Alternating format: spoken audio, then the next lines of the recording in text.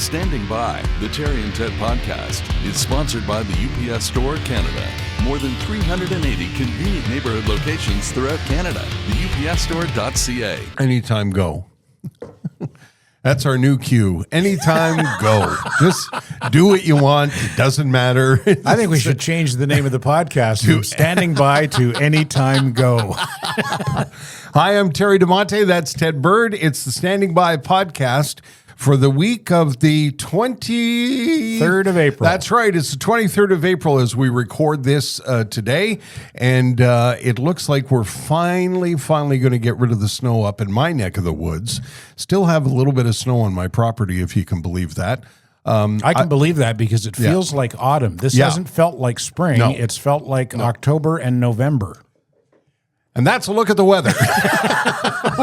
We've been opening the podcast that with way. Weather editorials. Weather and the sport. weather sucks. Back to you. Later on, we're going to roll down the window and yell at it. Let's just say thank you to our title sponsor, the folks at the UPS Stores Canada, all across the land, 400 locations plus now, from coast to coast to coast in the country, whether you're listening to the podcast in Port Coquitlam, and I know we have a listener there, or you're listening to the podcast in Saskatoon or Langley or Brandon or North Bay, Ontario, wherever you are, there's an entrepreneur in your community running a UPS store which will solve all of your problems, business and otherwise. If you've got something to ship across... What about my relationship problems? Well, no, I can't help you with that. Right. I walked right into that one. If you've got like something, an old ashtray you want to ship to your kids out at university, this is going to be a good episode. Or if you have a home business at home and you want them to handle your mail, you need a post office box because you don't want stuff turning up at your house, or if you need a passport picture. All kinds of different problems that can get in the way of your day. The folks at the UPS store can settle for you. They also have a small business blog. It's got the tiniest font you've ever seen in your life. Little tiny business blog. Go into a UPS store and find out for yourself. They'll happily answer your questions. And with moving season just around the corner here in Montreal, a lot of people will be going by for boxes and tape and stickers and whatnot. It's the UPS stores across the land. Go to the UPSstore.ca. You'll be able to find one near you. Last week, we got a letter from somebody. You got a letter from somebody, actually, Ted, that asked about the old Shome ghosts. Let's tell that story again. Yeah, I actually got a text from a friend of mine who said she was at a party and they were debating, was there a ghost in the old Shome building on Green Avenue in Westmount? And the building that you and I worked in was the second Shome building. Yes. On Westmount. The original Shome building was known as the Shome Mansion. Neither one of us worked there, but I do recall hearing stories, fables of the Shome ghost. I missed it by that much. The building was at 1355 Green, as we said last week. And I was hired in October, but didn't start until November. And they left 1355 and moved up the street just before I got there. And the man who hired me and gave me my morning radio career and who ran Shome at the time is a man named Rob Braid. And Rob Braid is with us on Zoom this morning. Good morning, Rob. Don't blame me for Terry. It's all Rob's fault. He said, "You said to me, admit a thing. I don't know if you can do it, but we're going to give it a try. Let's see what happens." I think it worked out pretty good. It worked out okay, Rob. Yeah, I wish to hell you guys were still on the radio in the mornings. I think it's a crime. But anyway, that's the story for another podcast. Listen, if you want to split hairs here, actually, that 1310 building was the original Shome building. It was? Okay. Yeah, 1969, Jeff Sterling said to Doug Pringle he could start playing something other than classical records in the evening on 97.7. It had been a classical music radio station, or beautiful music, or whatever they called it back in the day. So that was the original Shome building. It moved over in 1971. to 1355. I believe it was 71. Anyway, or that was when Doug left. Yeah. Anyway, so it was originally at 1310, but its heydays were at 1355, and that's where the Showm Ghost lives. So Just to if be you clear, Rob, let's explain. 1355 was an actual mansion. It wasn't an office building, right? It was a mansion. well, it was a gray stone Westmount building. Right. Very typical of a lot of buildings on the commercial streets of Westmount. 4 stories tall, narrow and thin. A lot like a lot of the buildings you'll see in Westmount and NDG, particularly Eastern NDG to this day. It had been an art gallery actually, owned by a woman who moved down the street when she left the building, when Jeff rented it from her, and she opened up her art gallery at the corner of the southeast corner of Green and St. Catherine, and so the story goes that her husband had committed suicide in what became the music library at Showm on the 4th floor of 1355. And on that 4th floor was also the on-air studio. So you had to go up a series of stairs. You walked in, reception, production was in the back, sales was in the middle of that floor. 2nd floor was Jeff's office and a kitchen and the program director's office, which gave onto a balcony, which was stunning. I was in there for many years, and you could take your phone out and sit and have your morning coffee in the sunshine. It was great. And then another set of stairs halfway up, there was a bathroom with a large mirror, and then up to a small kitchen and the on-air studio and the music library. So what would happen? I got there in late 1977. Daniel Richler was actually the morning guy at the time, which is pretty amazing. He didn't last long because he was terrified of the ghost. Really? Yeah. That would be Mordecai Richler's son. Mordecai's son, Daniel, and who went on to some fairly significant broadcasting and literary prowess himself. So anyway, the rumor, the fact was that this guy put a shotgun to his head in that room, and his wife moved her art gallery down the street. So Jeff moved in. Fast forward. All of a sudden, people started sort of reporting seeing this guy in a green sweater kind of appear and disappear from time to time. And one of the preferred sightings was when you would walk up that set of stairs between the 2nd floor and the I guess it was 3rd floor. They would see a guy in a green sweater looking out of that big mirror, and they assumed that was the Showm Ghost. There were those, and I think Daniel was one of them. There was a vending machine in the small kitchen next to the studio, and there were people who said they could see his head looking out of the top of the vending machine and his shoes sticking out of the bottom. So there were all sorts of times that the Showm Ghost claimed to have been seen. As I mentioned in an article that was done on my career a while ago, I said I think I may have seen him once looking out of that mirror, and I also suggested that I'm pretty sure I threw away that bag of weed. I was going to say, were there any hallucinogenic drugs consumed by Showm staff during that era, Rob? Well, the funny thing is, Ted, is that was kind of post LSD and post mescaline and MDA, and people were smoking a lot of herb. Obviously, we were actually growing it on the back balcony. And if you wanted to get high, you could kind of go and clip a little bit and see if you could dry it out enough to roll a paper full of it.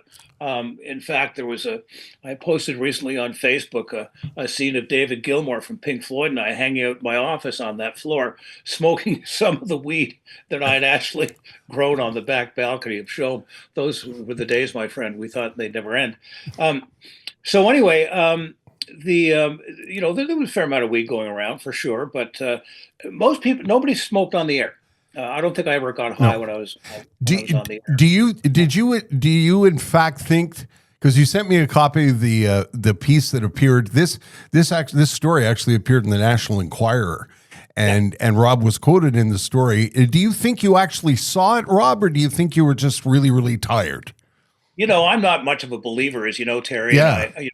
You have to. There's got to be at least a dotted line between seeing ghosts and believing. So I don't know. I could have just been tired. It could have been sort of falling into the pit of sort of believing what everybody else believes. But I don't know. I never really believed it was there. But certainly, when we were moving back from 1355 to 1310, we had a big show 'em ghost party to close the place down. Right. Our long departed dear pal Mike Sinnell decorated the place in a Halloween theme. It was actually around Halloween that we moved out. And the National Enquirer got word of it and sent a reporter up from New York and did a big story, which I sent you the pictures. Yeah. It's a full page in the National Enquirer, which is probably my greatest claim to fame of all time. So we got a lot of noise on that. So what ended up happening, guys, is that one night I walked into the radio station. I was doing the 2 a.m. To 6 a.m. show when I started. And I walked in, and Bob Beauchamp, legendary announcer, who was doing 10 p.m. to 2 a.m., said, listen, don't go to the music library. They're doing a seance or an exorcism to get rid of the show 'em ghosts. I went, whatever, fine, okay. So he said, so just don't go in there. Fine. So around midnight, I figured, well, or around 3 a.m., I figured, well, they got to be done by now. And there were a couple of priests in there, and Jesus one of the Christ. senior managers of the radio station. And so, of course, I figured, well, fuck this. And I blustered into the room, threw open the door. They all screamed, jumped up, and freaked out because they thought they were using a Ouija board or something. And they thought that they had just made contact with the show 'em ghosts. Well, of course, the ghost was never seen or heard of again. So it's not a rumor. There actually was the story of the show 'em ghost, and it's not surprising because wouldn't you agree with me, Rob? I was only in there as a music rep a couple of times, but that building and the way that building was set up in the era it was set up, I think was was part of what made the place so legendary. There weren't many radio stations set up in old mansions on small streets in high end parts of the city. You know what I mean? There was something unique about pulling that door open and going inside that building. It was very unique, Terry, and you remember that door and that wooden door with the heart in the center. We rescued that door. It was, to answer your question first, it was the only place like it on the planet. Yeah. There was nowhere else like it. It was a sandbox that the French and English cultures came to play in together. We were playing French music. None of the French stations were playing Harmonium and Beau Dommage, Jean Perron and Diane Dufresne and all this. We were playing them. And we were also playing all the progressive rock. And, Show 'em to this day has 70% Francophone tuning. It did back then as well. So the door became a touchstone for the culture. And when we bought Show 'em from Chum, we being Standard, and then moved it down the street and asked you to come over and be the morning person again, that door was going in the dumpster behind the building on Green Avenue. Good Lord. There wasn't a lot of luck. We had to rescue a lot of stuff off the walls and etc. So anyway, we rescued the door and brought it over, and we were renovating Fort Street because we were building a new studio for you. And the architect got really upset because the door was not a standard size. So we had to kind of redo everything and tear things down. And finally, we put the door in. And you'll remember that morning, the first broadcast, Chris de Burgh happened to be in town. Yeah, I do. Your dear friends. And I walked Chris down the hallway, and he saw the door, and he started to tear up. Yeah. Well, I think If not for that door, Yeah. I would not have a career. It was the connection that a lot of artists had with the radio station in that era. Krista Berg and Roger Hodgson and Serge Fiori and people of that ilk all credit the radio station as being the launch pad to what became, massive, massive careers. Serge always talks about how Shom invited them in to play live, and I think there are tapes of that somewhere, and played the album before the album got played anywhere else in the world. Oh, and Rob casually mentioned hanging out with David Gilmour from Pink Floyd. I was reminded of hearing stories over the years that the biggest rock stars in the world would wander down Green Avenue and go into Shom because it was the thing to do if you were a rock star and you were playing Montreal. That's where you'd go. One night I was on the air and there was an intercom system because, again, not 4 floors. I was in the studio on the 3rd floor, and the doorbell rings and the guy says, "Hi, I wonder if I could come up and say hello." I said, "Who's this?" He said, "My name's Mark Hamill." and I said, "Right, and I'm the Queen of England." And he says, "No, really, I'm in town to do some promo work on the movie." And so anyway, I went down. Sure enough, it was Mark Hamill. And somebody had said, "Listen, the coolest place in Montreal is Shom FM on Green Avenue, and you should go by." And he wasn't stoned or drunk or anything. Nope. So we sat around and we played Led Zeppelin records and shit, and had a great time. I mean, I'd hang around with Garland Jeffries and Ted Nugent, and not knowing where he was going to end up, but the guys from Supertramp, I mean, coming in and playing even in the quietest moments live with the 12 string and the flute. I mean, I can't describe what that feeling was. The entire city stopped. Well, you told me there would be a number of times you would, go out for lunch and come back and sitting in the waiting room, Phil Collins would be there with, David Gilmour or somebody else from Genesis.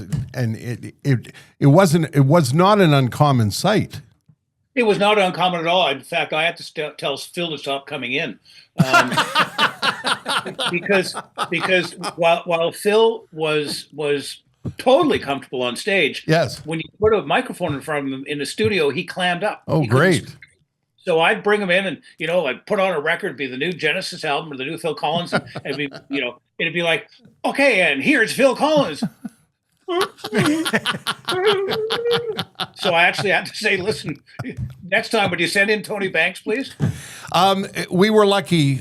You were there earlier than I was, and but Ted and I talk about this all the time. We were lucky to work in an era that was very, very special, and we're long retired. You're long retired, but you're not retired. You're now still involved in music at the National Music Center. And I don't think in the eastern part of the country, Rob, we talk about this National Music Center enough. And people can't see it because if you've downloaded the podcast and you're not watching on video, Rob has a very cool shirt on, which is it's a stencil of a really cool looking guitar that I think is from the National Music Center, isn't it? Yeah, I'll tell you this story. The National Music Center is a real center of music in Canada. It's a $200 million building in the northeast section of Calgary, kind of a stone's throw from the Saddle Dome. Terry, I know you know it well from the time you spent there, even though it was completed after you left. The 2,000 instruments. We've got the Rolling Stones mobile recording studio. We've got the Trident board that Bohemian Rhapsody was recorded on. We have the console that Nevermind the Bullocks. The Elton John piano.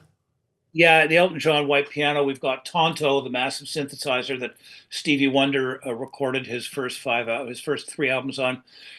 All redone to new and perfectly functional. It's built up around the old King Eddie Hotel. We have all the halls of fame in Canada there, including La Disque from Quebec, which blew a lot of people's minds. The guitar that's on my T-shirt, show it to you once again. That's a capture of a 1959 Gibson Les Paul. Now, they were very heavy guitars, and this particular guitar is a classic, but they were heavy. People didn't like them; they were so weighty. Up until that point, folks have been putting Pizio pickups onto acoustic guitars. So Randy Bachman was living in Nanaimo at the time, This is one of these great stories about how Canadians have influenced music worldwide. And he got a phone call from his little guitar store down the road. And he said he was told that this guy had three 1959 Gibson Les Paul guitars. So Randy went down and he bought one for $75. Well, we have that one now insured for $1.5 million. He then went home and he called Keith Richards and Jimmy Page, and they bought the other two. Wow. And they both use them to this day. Keith Richards uses his on stage on a regular basis. Randy took his to Cleveland, to the Rock and Roll Hall of Fame, where he's a member. And when we closed in the National Music Center, Randy had just released his album Heavy Blues, and he brought it from Cleveland to us, and he gave it to us, lent it to us, and he said, listen, there was never anywhere to leave it before. It's a stunning place. It's increased the conversation between Quebec and the rest of Canada. And at this point in our national evolution, nation building is a very difficult thing, and we try to do it wherever we can. And there's a great deal of angst and separatist feeling in Alberta, as I think everybody knows.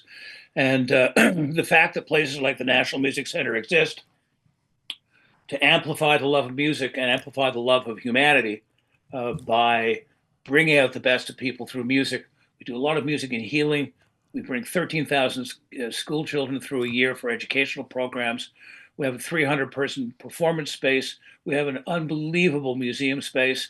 Anyway, that's my pitch for NMC. Thanks for letting me make it. I can't say, I don't think we hear enough about it in the eastern block of the country, as it were. I was lucky enough to get a tour right after it opened. I met Andrew as it was being built. And Andrew is a born and raised Montrealer who's been out there for a very long time. And I think his passion helped build that place. And if you're a music fan, it's stunning doesn't even begin to describe it. And it's all very much hands-on. Absolutely, yeah. Sit down with a bass, with a guitar, with a keyboard, and you can listen to things. Record. Terry, one of the reasons, we don't have a huge budget. We have a $40 million mortgage we're still trying to pay down, and philanthropy just doesn't very much like to fund debt. Right. And that's a fact. But, we've still got an $8 million annual budget. We don't get the $50 million a year that the National Arts Center gets in Ottawa from the federal government. We get nothing from the federal government. So we have to go and do arm twisting, which is what I do as the board chair. But it's lack of marketing money. We can't take ads in the Globe and Mail. To be honest, a bunch of people in Toronto tried to do this on several occasions and weren't able to because they couldn't find the money or the political will. Right. And we have a very, very wealthy patron who helped us get on our feet, who backs us up.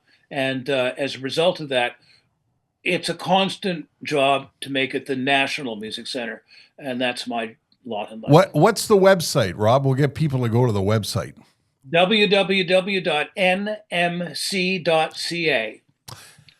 And it's digitalized. You can take a tour. You can take a digital tour. Yeah, it's like I said, it's goosebump inducing when you're there. It's a stunning piece of architecture, because I won't go into it now, but there's a whole history with the King Edward in Calgary, and people were all panicked that they were going to knock the King Eddie down, and the architecture included. It's a hell of a story, and it's a hell of a place.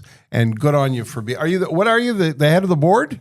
Is that what's your board chair? Yeah, board chair. There you go. See, we have important people on the podcast. That's right. Yeah, there you go.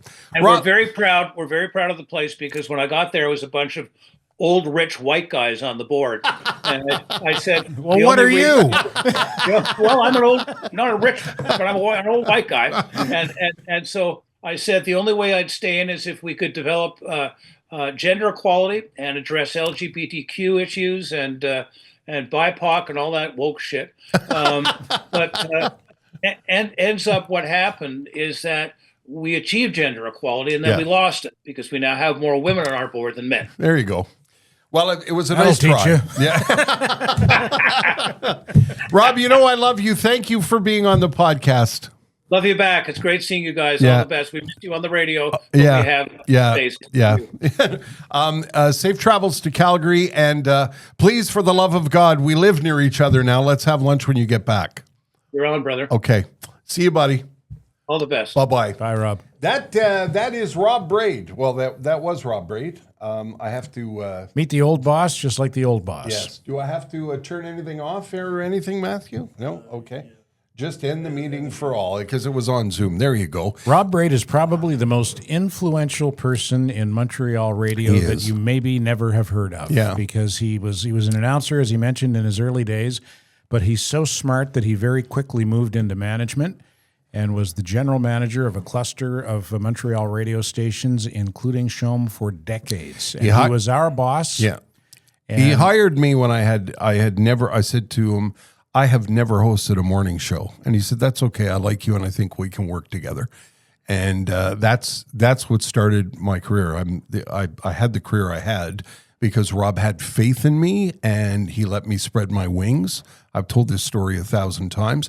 And he became very influential in the community over the years because he ran CHOM, he ran Mix 96 and CJAD, and he was heavily involved in the community, lots of input at the charity level. He was a very, very influential Montrealer. What a ghost threat! and had a real impact on the community without a lot of people knowing it. Yeah. Yeah. And the thing that made Rob a great boss for us is that he's a professional broadcaster. Yep. He's not a bean counter. Yep. He's a broadcaster. Well, you could tell by, he said, I miss you guys on the radio. And he said, I think something to the effect of, I miss that early days of radio, and I don't want to go down that road. No. Thank you, Rob. The National Music Center, I can't sing its praises enough. Do go online and have a look at it. If you're a music fan and you're ever in Calgary, make it your first stop before you head to Banff. Make sure you take a day and go to the National Music Center. It's really remarkable, and I just don't think enough people know about it. The CHOM ghost story had a darker turn than I was anticipating. Yeah, it sure did. But Yeah, put a shotgun to his head. yeah, there you go. Blew his brains out. We'll be right back.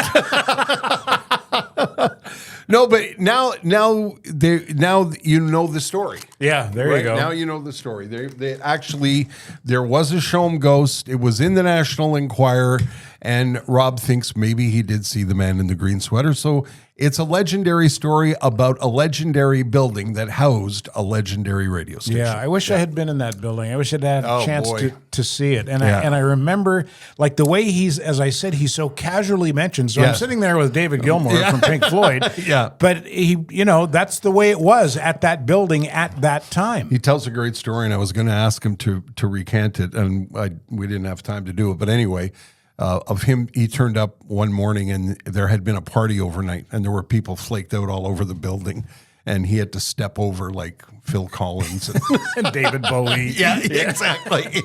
Yeah. And how about Luke Skywalker ringing the bell? Yeah, really, eh? It's Mark Hamill. Yeah, sure, pal. Yeah, it was a legendary place, and I was working in the music business at the time. And the first time I met Rob was as a music representative of a band, and we had a conversation, and we didn't know that 2 or 2.5 years later we'd be working together. But I remember the building because it was, everything was wood and cherry wood, and the floors creaked when you walked on them. It was really a legendary place. So there's the CHOM ghost story from the horse's mouth, as it were. Rob Braid, who's such a huge part of that organization for such a long time. Let's mention Sugar Sammy before we get any further, because he's done something terrific. He's added some shows. We got a note from Sammy this week saying, "Hey guys, could you please let listeners know that I'm doing a special English series in Montreal this summer for unilingual Anglos? So basically, West Islanders, tourists, and Mark Carney." I laughed out loud when I read that. So did I. And I emailed him back and said, "Can we say that?" And he said, "Oh yeah, go ahead. Yeah, go for it." That's cool. This is a great idea. Yeah, and he's already got on the website, he's booked shows booked the venue for Friday, June 20th and Saturday, June 21st. I assume there will be 2 shows each night, and you can go on his website now and sign up to get on the ticket list. Tickets are not on sale yet, but you can sign up to get on the ticket list at sugarsammy.com. unilingual Anglophone shows on Friday, June 20th and Saturday, June 21st. I don't know if that's just the start and if he'll be adding more, but that's what is there for now at sugarsammy.com. Lament en anglais. Oui. Alors. La bibliothèque. Yes. C'est moi. The bilingual presentation of the Standing By broadcast is brought to you by Sugar Sammy. Hey, let's play a clip. Hey, Yes. Let's play a Sugar Sammy Yeah. clip. We don't do this enough. No, we don't. If you follow him online, he's always posting clips of his crowd work, which is now legendary. And every week there's something new to see at sugarsammy.com. And Ted and I said, let's play one on the podcast. So here you go. And he wanted us to play some clips about the ongoing tariff battle. Yeah. And controversy. So I found this, and it's basically Sammy's take on how Francois Legault would handle or should handle the tariff battle with the Americans. Here you go. You see François Legault's threat? If they don't stop, we will take away the maple syrup. Then you will have to use the maple syrup that's pas bon for your food. You have a little bit of syrup in New Hampshire and Maine, but the real maple syrup is in Quebec. You will have to use Aunt Jemima, or as we like to call it in Quebec, Tante Jemima. Because Aunt means tante or fourmi. But you can't say fourmi, Jemima. It doesn't make sense. And if that doesn't work, then we will take away the fromage en grain. And you will have to use cheddar on your poutine. Because the real fromage squish, it's in Quebec. But if you go to the grocery store, you don't find it in the frigo. It's going to be à la caisse. Between the briquet and the réglisse.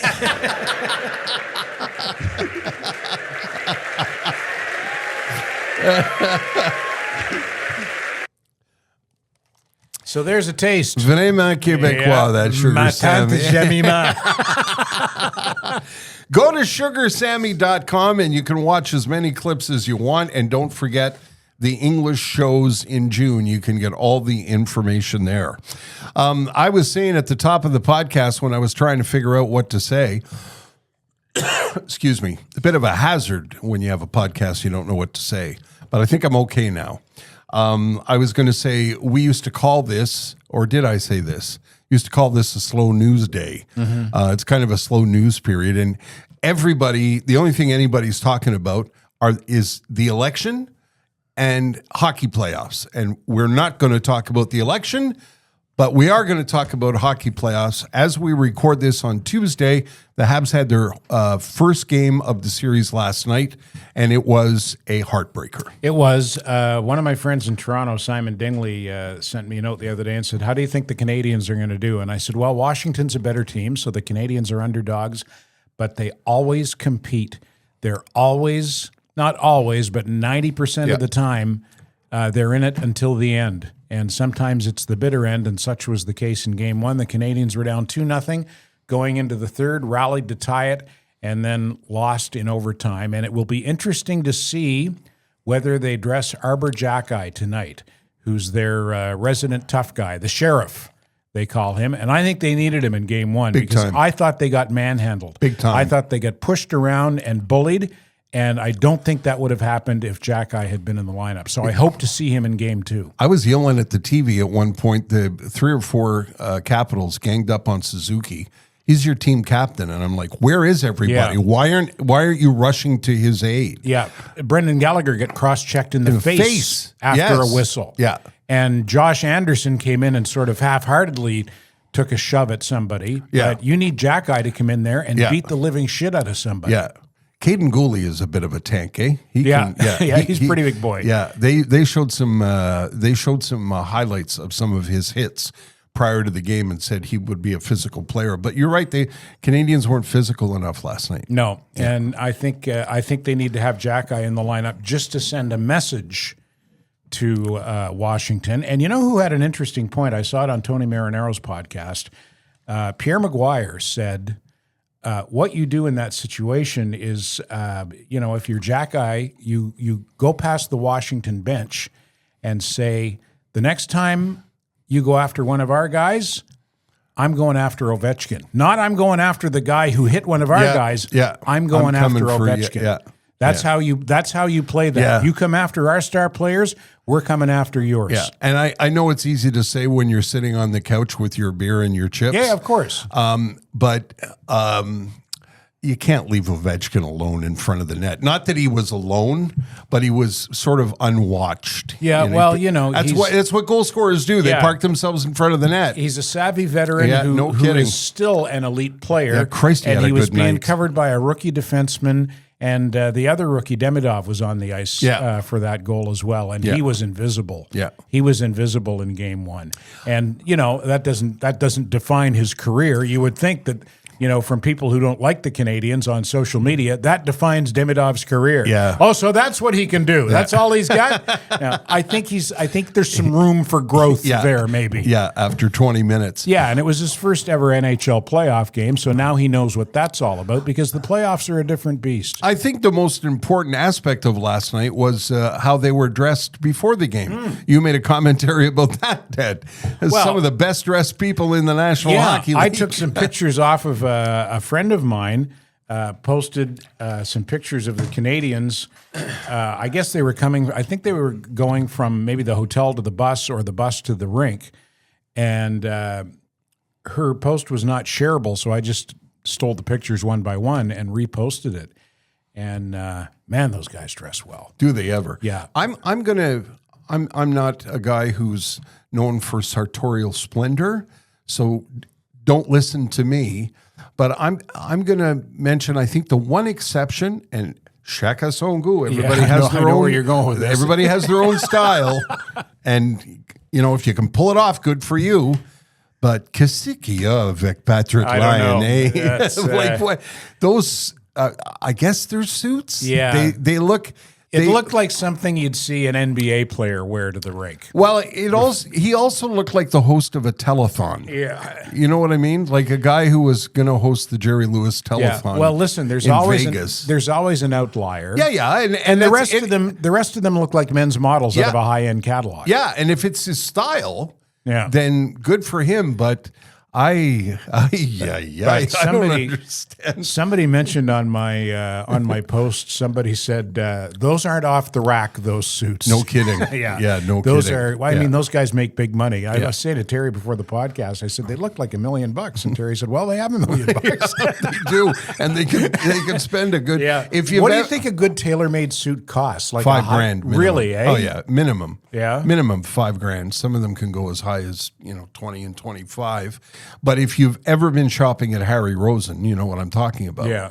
Like a Tom Ford shirt, when I looked at one in probably 2017, a dress shirt is what I'm talking about, was $700. Wow.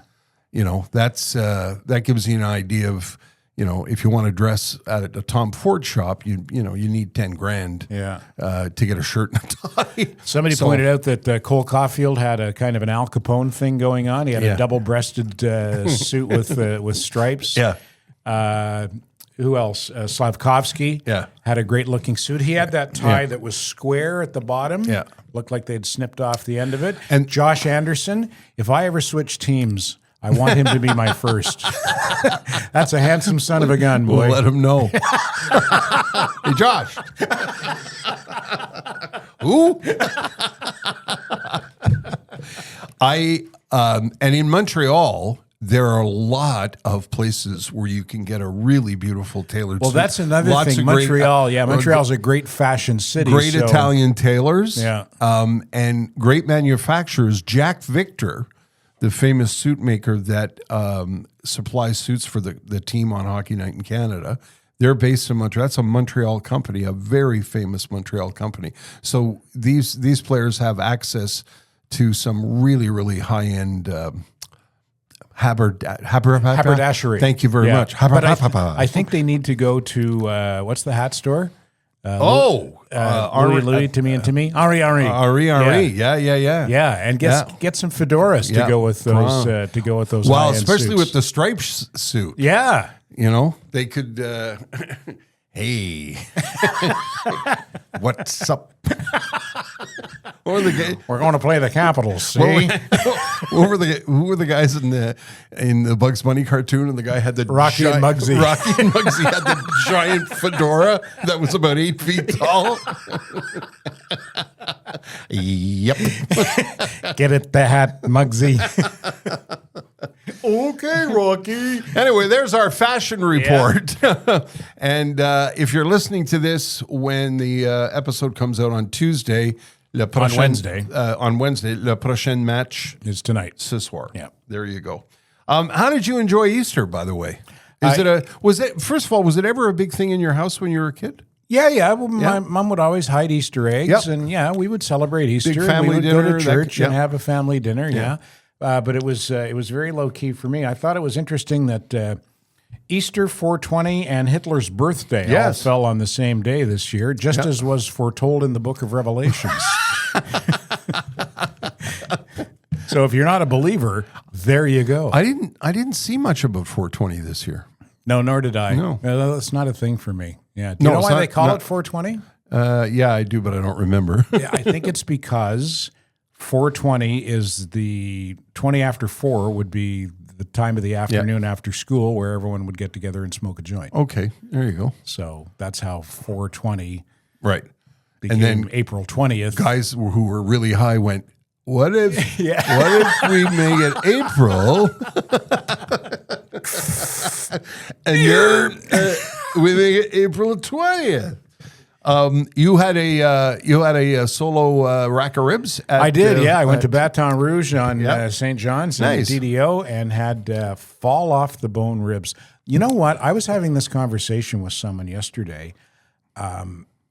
I find Baton Rouge's ribs, and they're not a sponsor, and this is just a free plug for them, but I'm saying this from the heart. I don't remember Barbie Barn ribs being that good. No, it was a different kind of rib for starters, but you're right about that. These are Barbie Barn ribs They were bigger, eh? They were a different kind of rib. I'm not a butcher, so I'm not going to get into it. I don't know, but they were bigger ribs, and Ralph Lockwood used to say they were fall off the bone, and some days they were, and they also had chicken with sauce. Who used to say that? I'm terrible. I'm not going to say excellent chicken with sauce. That's the Barbie Barn. That's just awful. No, it's not. It's funny. Yeah. It's a tribute to the late Ted Blackman. Oh, there you go. Ted Blackman was a spokesperson for the Barbie Okay. Barn for many years. Yeah. And I had for dessert, I had unemployed pudding. Hey, excellent. Yeah. Not as good as Jess's, though. No. Yeah. Who named it unemployed pudding? I You don't or know. Jess? We both of us said that one day when pudding we Schomer. Yeah. We were unemployed I was up at Terry's, and he's, you want some dessert? Just made unemployed pudding. What? Oh, okay. Now I get it. Give it the English version of the Quebecois staple. And that led me to ask you about dining alone. I read a whole article about dining alone a couple of weeks ago, I think in the New York Times. I don't have a problem with it, although I used to. Do you? I guess No, not. not at all. No, I was perfectly Table for happy. one. Yeah. Yep. Yeah, I was, why not? Yeah, a lot of people are uncomfortable with it. No, I enjoy my company. Yes. Yeah. Yeah. And I put on I put my earpods in and Yep. I listened to Rammstein. Oh. I listened to German industrial metal while eating ribs for Easter dinner.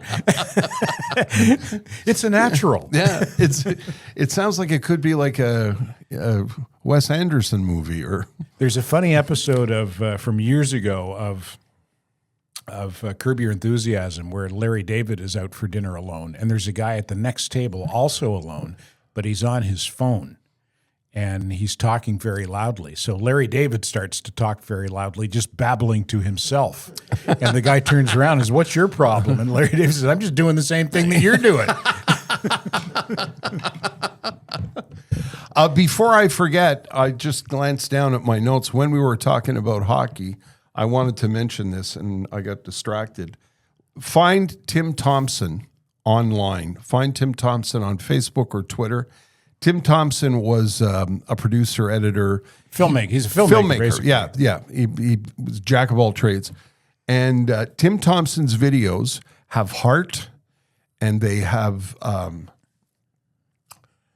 I'm trying to come up with the proper description. The things that are now on Rogers are, when you see, the Stanley Cup playoffs and they show clips of different games, they're very industrial and they're very pedestrian, and they don't have any heart. They don't have any, they don't take your breath away. Tim Thompson, when he does something, as he did for many contrived. years. Yeah, That's contrived. the word. That's exactly it, Ted.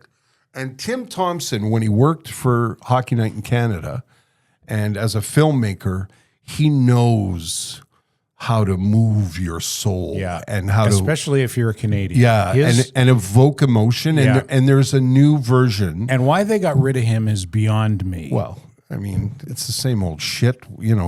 People who are talented end up getting cast aside, and get ready for more of that. Rogers paying $11 billion for the hockey rights for the next 12 years or 10 years or whatever it is. That's going to result in, they're going to have to make cuts, is what I think. Anyway, Tim Thompson, highly recommend you find The Heart of Les Canadiens. He's updated it for a 2025 version, and it's narrated by a guy. Do this every week. We knew him. He hung around NDG. He's a famous actor. Lives. Jay Baruchel? Thank you very much. Narrated by Jay Baruchel. Jesus Christ. Look for it. He's a brilliant filmmaker, and he captures the emotion and the spirit and the soul of the Canadiens, and it's floating around everywhere online. Go to YouTube or Facebook. You'll find him. Tim Thompson is just unbelievable at what he does. I was disappointed that RDS wasn't carrying the Canadiens. Yeah, I feel bad. And is that for the entire playoff? Yeah. It is, Yeah, I feel so no bad. Pierre Hood for the entire playoffs? Yeah. That's wrong. Nobody's more heartbroken than Pierre Hood. No doubt. Yeah, he would no never. doubt. he And would- with all due respect to the TVA crew, yeah, because yeah. they're solid pros, they Yep. do a good job, but it's not the same pas la without même Pierre. chose. As I was saying last night on social media, he's the René Lecavalier Yep. or Danny Gallivan of his generation. Yeah. He is the signature voice Yes. of the Montreal Canadiens. Yeah. And I watched it in French last night anyway on Yeah. TVA. I don't watch it in English anymore. Yeah, I I- just watch it in French. Yeah, we watched it in English last night because I don't know why we stumbled on it, and I was watching it in English, and I said to Jess, "Gosh, I just miss Pierre's voice, and I miss." It's the heart and the soul. There's an unspoken something. There's like it's like Well, it's a signature. yeah, and it's like a magic ingredient in a recipe. Yeah. It's anyway. Like I said, nobody's more heartbroken than Pierre. Although he's got F1 to keep him distracted Oh, there you for go. a little while. Yeah, he'll be all right. Which I watched on the weekend for the first time in 1,000 Yeah, I years. watched a little bit of it too. It was the Saudi Arabian Grand Prix. Yeah, the eh? coverage is getting much stronger, I find, and also Max Verstappen isn't winning everything this year. So That always helps when the Yeah. same guy wins every race. That does not help F1, or it turns me off as a fan. yeah, young drivers Lando Norris and Oscar Piastri with McLaren are now at the top of the heap. Yeah. Well, at least for now, anyway. I wish I was a billionaire Yeah, sure. because so do I. Charlie Bird would be driving on the F1 circuit. You if I would do was. you would do I would do for Charlie what Lawrence Stroll did for Lance. Yeah, Yeah. because Charlie's got the talent. Yeah. Charlie's a great driver. When we used to take him to go-kart camp when he was a kid at Kartomania, he was 7 or 8 years old, and he was routinely wiping the floor with kids who were 12, 13, 14 years old. How much you got on you? I think I have $42. You think that's enough? Can't even buy a lug nut for that. I don't think an F1. That's not Yeah. F1 entry level money. Don't think so. Could be wrong. I'm not a financier, but what do I know? Speaking of tires, we should tell you to call the Mersons. I called the Mersons this week and got an appointment. Last week I called them, and the first available appointment was April 30th. Wow. So call early. Yeah. Call now. Well, you missed rabies. Yeah, I did. Yeah, I did. can't get rabies. Rabies That's ended too bad. on April 14th. Although, If you change your tires after May 20th, Okay. you can get rabies. Okay. And of course, by rabies, I mean a discount. That's French for discount, rabais. 10% off on spring tire changes or summer tire changes or spring season tire changes before April 14th, or maybe it was April 12th. Anyway, that doesn't matter anymore. After May 20th. Okay. If you want to tool around on your winter tires until after May 20th, you can get that 10% discount. You can also get rebates on select Yokohama tires, rebates of up to $125 on select tires. That's up to $125 on select tires. Okay. So inquire about that. You're on Yokohamas, eh? I am. As I am love I. those tires. Yeah. Merson steered me to that brand years ago and absolutely love them. Not, I drive an SUV, so I'm not racing anywhere. You'll get the $125 rebate. There you go. Yeah. Okay. If you're That's driving good to an know. SUV. That's I'm good to talking know. completely out of my ass here. Yeah, okay. But I'm pretty sure that if you're driving an SUV, you're eligible for the 125. I noticed when I was there getting my tires changed a couple of weeks ago, and it snowed the next day. Sorry about thank that. you.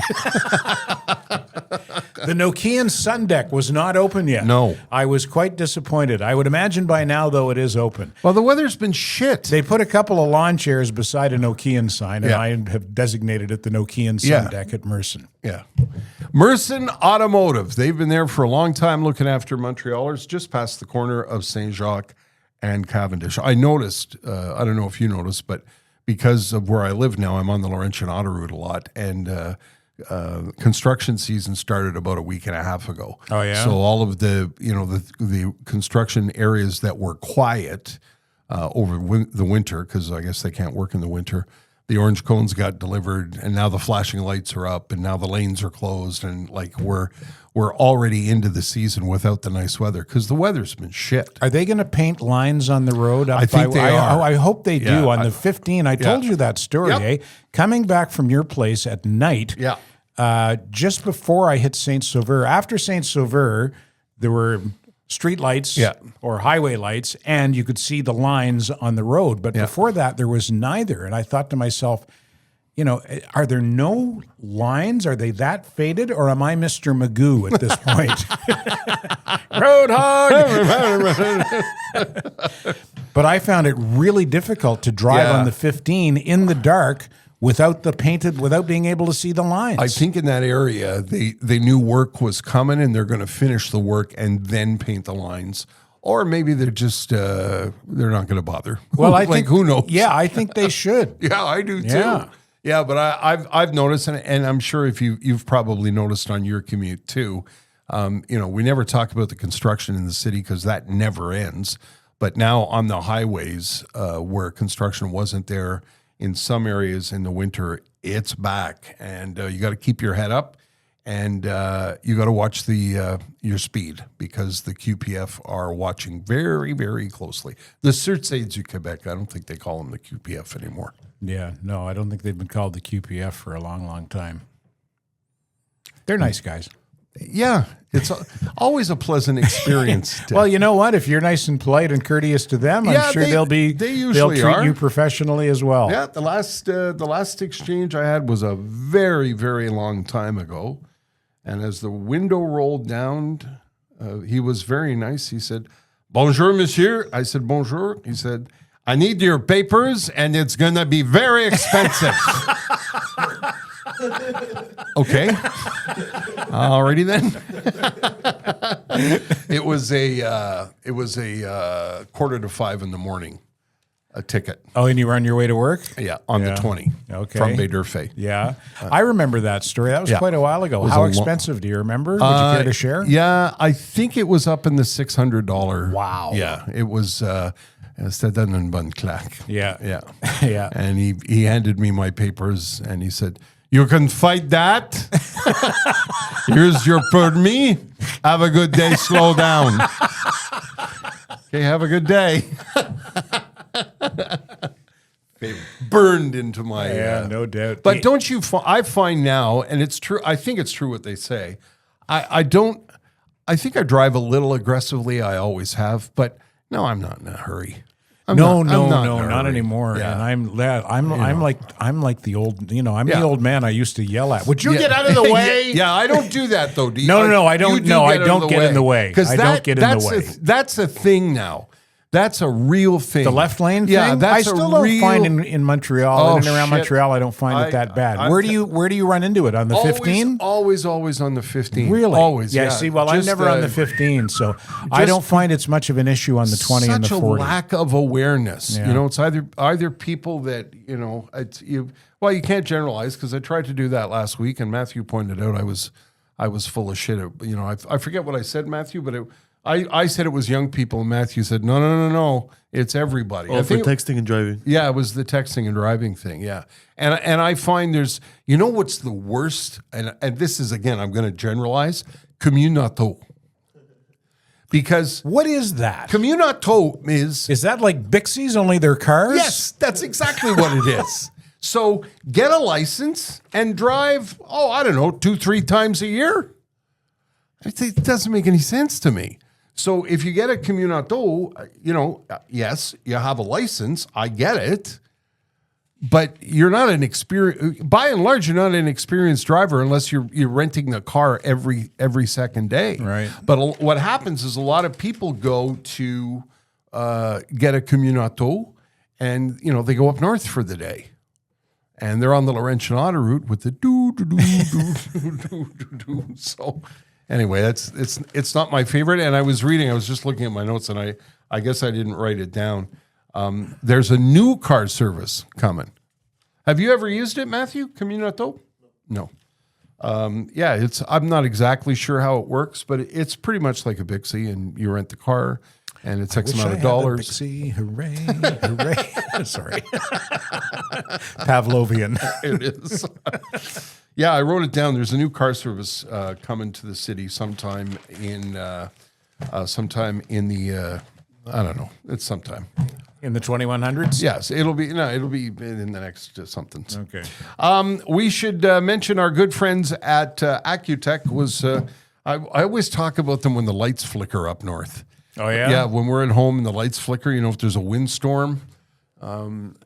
Jess and I always talk. We've got a generator and we got to get it hooked up, and then I end up talking about Rob and everybody at Accutech. Accutech is a family-run business that we speak on behalf of every week, and that's their specialty. They can take care of new electrical wiring in your house. They can take care of putting a new fuse box in for you. They can take care of putting in new lighting if you just bought a strip mall. Like they can do it all, and they've been in business since 1995. And we had lunch with Tom a couple of months ago, and I was so taken with his approach to business and how much he cares about what he's doing, how much he cares about his people, and how much he cares about his customers. Yeah, and you don't last that long without being honest. And I heard a good cautionary tale today. Pantelis, who's our podfather, Yes. and the overlord of the Pantelis comedy empire, is moving studios. And so he's going to need substantial electrical work done. And he was telling me, so I've put him in touch with Accutech. He was telling me that he had a contractor come in, and he got he had contractors, plural, Right. come in. He got 2 quotes. The first one was $5,000. Jesus. And then the second guy for the same work, $700. Jeez Louise. So obviously the first guy was looking to take him for a ride. Yeah. You will not get that with Accutech. Not going to happen. Not with Accutech. They are just terrific people that do terrific work. If you've got electrical work coming up in the summertime, or if you're a contractor and you're looking for a new partner, or if you need electrical work right now, Accutech, ACUTECH.ca. What else you got? Well, I was wondering if you had a tweet sheet I do. before we get to As a matter of fact. our friends at Richer Jewelers. And Did you bring any recommendations this week? I Somebody did. mailed you some recommendations. oh, is that right? Yeah, I don't know if you saw that. I No. think it's our most recent email. Okay. Here's the tweet sheet for this one. Let me get my glasses Well, it was there on. a minute ago, Okay. and now it's back. All right. There you go. From @ClownOrb, if this stock market crash does cause another Great Depression, I'm going to get a job beating hobos on the railways. You know what they called those guys? What? Railroad bulls. Really? Eh? Yeah, the guys. Oh, so that was an actual job. Yeah, the guys. Oh, Guys in the Great Depression, I because didn't the know railroad was so overrun with homeless guys traveling around that these guys with big clubs would have to go into the boxcars and beat them up. That's a little dark, eh? It is a little dark, but somebody had to do it, and the railroad bulls were the guys. From @AG Straight Up Ninja, how old people make use of canes? 10% walking, 90% shaking and waving at whippersnappers. It's a colloquialism for young people. Yes. In case you don't know. Yeah. AG Straight Up Whippersnapper. And from @Shit I Can't Say. As far as I'm concerned, the only legal definition of a woman should be when Shania Twain says, "Let's go, girls." Do you go? If so, girl. That's good enough for me. There you go. The tweet sheet, a regular feature here on the podcast every week. Ted always finds some great stuff on the Twitter, which is X. We know, but what are you going to do? We're never going to call it that. We're going to talk about some of the things. I know I go on about this every week, but I can't stop because Jess and I watch this I think it's Sunday night, and we're just beside ourselves with how good this thing is. It's called Mobland. It's on Paramount Plus. I talk about it every week.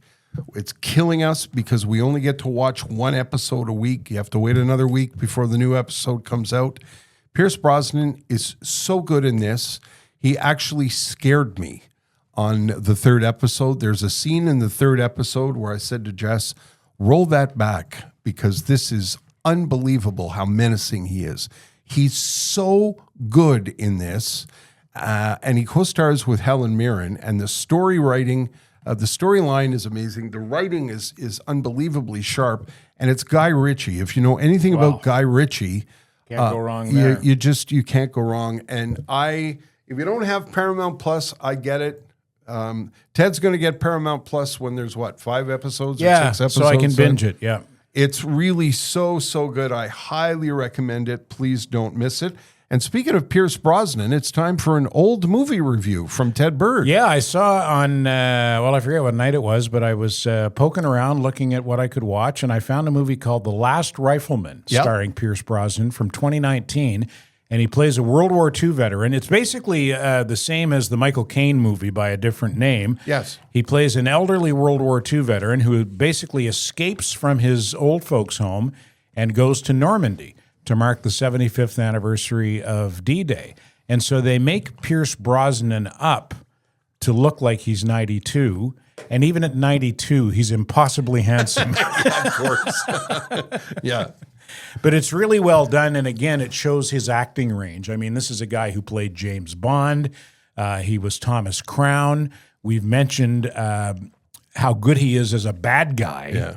And in this one, he was a sort of a vulnerable, elderly man who was, at the end of his life. Yeah. And it was very moving. It was really well done. Rutger Hauer was in it as well. Oh, wow. And played I love him. Yeah, he played Great actor. an SS veteran. Yeah. Who Pierce Brosnan meets up with in Normandy. Yeah. And Pierce Brosnan is very standoffish towards him. When he finds out you were in the 12th SS, Hitler Youth. Yeah. You motherfucker. Like he had no time for him at all. But he eventually warmed up to him because of the way Rutger Hauer approached Pierce Brosnan and approached those times and the time lapse. And it was really interesting. It was a good movie. The Last Rifleman, it's called. Good casting, Rutger Hauer as an SS. Yeah. That's good casting. Yeah. Yeah, and you said it when I first told you about Mobland. You said Pierce Brosnan makes a terrific bad guy. He's my favorite when he's a bad guy. Yeah. That's my favorite role for him is the bad guy role. So bad in this. Speaking of the mail, you mentioned mail. I don't see that note, but I'm trying to find it right wanted now, to and say I'm going to. Thanks to Susan in Point Claire who sent me a note about the mountain. I appreciate that, Susan. Also, I got a note from the Blue Metropolis International Literary Festival. They've got events running from this coming Thursday, April 24th, to Sunday, April 27th. It's an international literary festival that's the largest multilingual literary event in North America. And there's all kinds of authors who are going to be there. The hallways of the hotel are welcoming and teeming with international and local authors. The hotel in-person events from Thursday to Sunday, April 27th is mostly at the Festival Hub at Hotel 10 in Montreal. They sent me a note. I thought I would mention that to them if you're a literary festival fan. I found the note. It's from Derek Patino in Pancor. Derek says, I've been meaning to email you for a while to simply say congratulations on the podcast and how much I enjoy listening to you gentlemen and your banter. I've been listening since episode 1, along with having followed the latter part of your careers over the real airwaves. Mr. DiMonte, through online recordings, I didn't miss your on-air segments with Leslie, Pierre, and Bill Z or Zed. Even Gripes was fun to listen to. Mr. Bird, although my wife doesn't appreciate your humor, I certainly do, and I wish you continued success with your newfound love of stand-up comedy. Well, that's not Isn't newfound. that nice? That's not newfound, that love, but I'm certainly pursuing it with more vigor than I did before. And Derek had some recommendations for you, Ter. Okay. A couple of streaming suggestions in no particular order. Bad Sisters on Apple TV. The Pit on Crave. Oh, yeah. Think of it as the 24 series meets Grey's Anatomy. A great show, he says. The Residence on Netflix. A murder of the head butler in the White House. Still watching this one, he says. No spoilers. And said he took our recommendation to watch the Tragically Hip documentary and thoroughly enjoyed it and said that documentary was a great way to honor them. Thank you very much. I appreciate the recommendations. Thanks for listening. And I'll take you up on some of those, let you know what I think. Let's tell people about Robert Richer Jewelers, shall we? Did you get your chocolates yet? No, that's on me. Well, then I'm going to get them on the way home, and I'm going to eat them. Okay, I'm going to eat the liquor-filled ones and go out on a big binge. I'm going to have to take another beginner's chip at AA. It's just going to be a disaster. Yeah. Pierre brought us a nice gift back from Antwerp, and I haven't been by yet, so. That's on me. Yeah, your watches are there, right? I brought in watches that he's put in batteries for me. You know, if you have a battery controlled watch, you know how difficult that can be. A lot of shops will say to you, yeah, we're not doing that. I'm afraid to open that watch, blah, blah, blah. But the folks at Richer Jewelers will do that for you. Robert Richer Jewelers is another family-run business where you can go and get a spectacular diamond. The folks in Antwerp, the diamond dealers in Antwerp, invite Pierre to come and have a browse. And because he's a gemologist, he knows what kind of diamonds to choose. He can even pick diamonds for you when he goes. So if you want a really big wow gift, they can do that. And if you're looking something for a graduation or somebody's birthday and you don't want a big wow budget, they can handle that too. When you go to pick up your watches and your chocolates, make sure to get him to show you the pictures on his camera roll on his phone of the big honkin' chunky $12 million diamonds that he saw in the factories. He hasn't posted them online for security reasons. He was asked by the factories. They said, you can take the pictures, but please don't put them online. Wow. Because, man, it's something. It is something to see. All right. Robert Richer Jewelers. They're on Dorval Avenue, just across from the Flim Flam. Yep, 309 Dorval Avenue. Park at the Flim Flam and walk across the street. Yeah. Look both ways, though, because there's not a crosswalk there. Yeah, you'll love the visit. They're absolutely terrific people. I guess that's the end of the podcast. The podcast, we said this last week, if you can help us, and apparently this does help us in some small way, if you subscribe to the podcast and you like and leave a review. Did I do that right, Matthew? Yes? Like the podcast, subscribe, leave a review. Yes, I'm getting the thumbs up. That would be nice. We'd appreciate that. Apparently that's helpful to us. You can find us at terryandtedpodcast.com, and you can email us anytime at standingbythepodcast@gmail.com. Go ahead, Matthew. Just to say, a bunch of people already left 5-star reviews on Spotify. Oh, nice. That's great. Thank you to everyone. Okay, so it worked. Thank you very much. We appreciate that. And our thanks to the UPS Store Canada, Sugar Sammy, sugarsammy.com, our good friends at the Mersons, our good friends at Accutech.ca, and also to Robert Richer Jewelers, and to our producer, Matthew Borgelli, and our executive producer, the lovely Jessica Dion. And Rob Braid for being our And special Rob Braid guest. for being our And special telling guest. us the story of the Shome Ghost. Yeah, thank you, RB. We'll see you, we hope, next week. Standing by, the Terry and Ted podcast has been brought to you by the UPS Store Canada, delivering full-service solutions for your small business.